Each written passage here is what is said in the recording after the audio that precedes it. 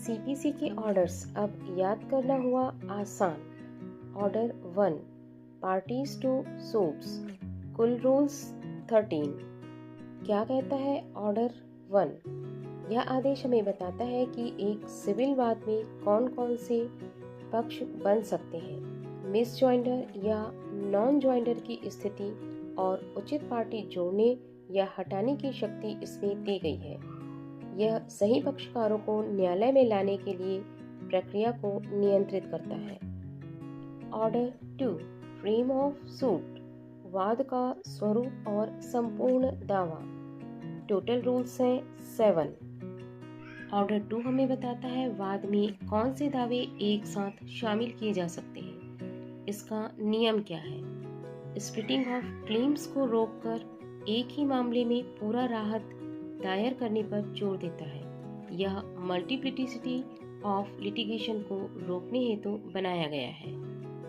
Order 3, recognised agents and प्लीडर्स, नियुक्ति एवं वकीलों द्वारा प्रतिरक्षा।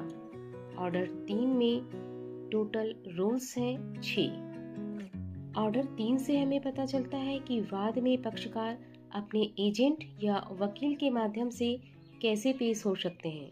यह निर्धारित करता है। वकालतनामा, पावर ऑफ अटॉर्नी और प्लीडर की भूमिका का स्वरूप भी यही आदेश हमें बताता है।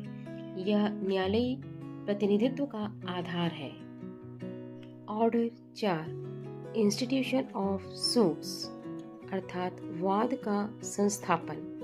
इसमें टोटल रूल्स हैं 21।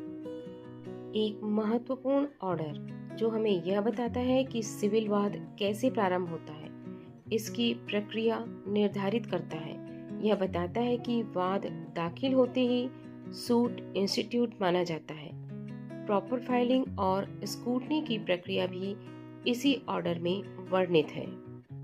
Order 5, issue and service of summons अर्थात समन की सेवा। इस ऑर्डर में कुल रूल्स हैं 30।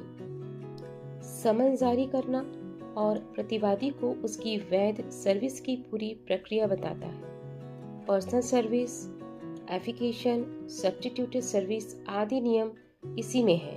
यह नेचुरल जस्टिस के सिद्धांत को सुनिश्चित करता है।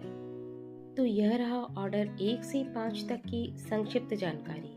इसी प्रकार से आगे के ऑर्डर्स को जानने के लिए हमारे YouTube चैनल को सब्सक्राइब करें, शेयर करें और लाइक करना बिल्कुल ना भूलें।